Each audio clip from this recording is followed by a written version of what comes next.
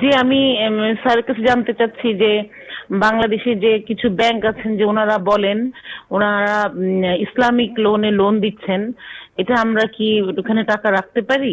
ইসলামী ব্যাংকের কথা তিনি বলছেন। জি জি ইসলামী ব্যাংক বা ইসলামিক উইন্ডো, যেগুলো ইসলামিক শরিয়া পদ্ধতিতে পরিচালিত হয়, জি। এবং সেগুলোর ক্ষেত্রে মানে যে কথাগুলো বলা হয়, কেউ বলছেন যে হ্যাঁ এগুলো পুরোপুরি ইসলাম মেনে চলে, আবার কেউ বলছেন যে না এখানে অনেক কিছু ভুল বিভ্রান্তি আছে।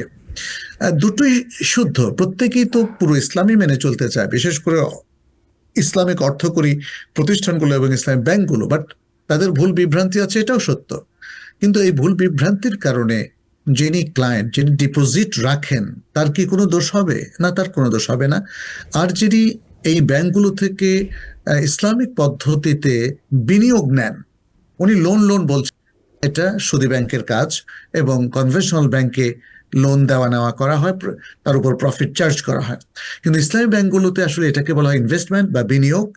সেটা বিনিয়োগ নেওয়া হয়, বিনিয়োগ গ্রহীতা তিনি যদি ঠিক থাকেন তাহলে ইসলামী ব্যাংক কখনোই বিনিয়োগের ক্ষেত্রে কোনো সীমা লঙ্ঘন করে না। বাট তিনি যদি উল্টাপাল্টা করেন, জোর প্রয়োগ করেন, অনেক সময় ইসলামী ব্যাংকের মধ্যেও অফিসারের হয়তো সেটা সামলানোর শক্তি থাকে না বলে তিনি সে সমস্ত ভুল বিভ্রান্তির সাথে যুক্ত হন, যদিও এটাও সঙ্গত নয়।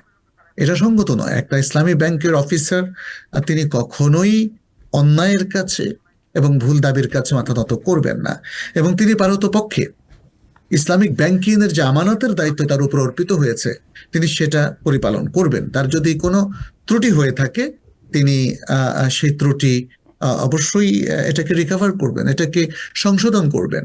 যাই হোক, আমরা যেটা বলবো যে বিনিয়োগ গ্রহীতা, এটাকে লোন গ্রহীতা বলা যায় না, ইসলামিক ব্যাংক থেকে কোনো লোন দেওয়া হয় না। বিনিয়োগ গ্রহীতা তিনি ঠিক থাকলে আসলে ব্যাংকের পক্ষ থেকে আর কোনো আপত্তি থাকে না, সমস্যা থাকে না। আর ডিপোজিটররা যারা ইসলামী ব্যাংকের বিভিন্ন বিনিয়োগের প্রফিট থেকে একটা প্রফিট পেয়ে থাকেন, তাদের জন্য সেটা কনজিউম করা জায়েজ হবে কিনা বোন হয়তো সে প্রশ্নটা করেছেন, এবং এই জন্য তিনি বলেছেন সেখানে এমটিডিআর করা, সেখানে ডিপোজিট রাখা আমাদের জন্য জায়েজ হবে।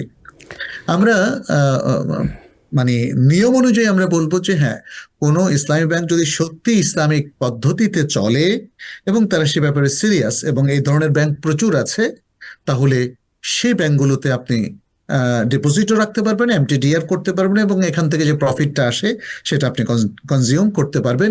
এক্ষেত্রে যদি ব্যাংকের তরফ থেকে কোনো ভুল বিভ্রান্তি হয়ে থাকে, তার দায়ভার ব্যাংকের এবং ব্যাংকের ম্যানেজমেন্টের, সে দায়ভার ডিপোজিটরেরও নয়, শেয়ার হোল্ডারেরও নয়, এবং সেই দায়ভার যারা ইনভেস্টমেন্ট নিয়ে থাকেন তাদেরও নয়।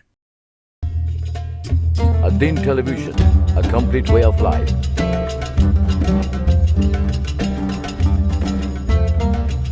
প্রিয় দর্শক, ধন্যবাদ ad-Din-এর সাথে থাকার জন্য।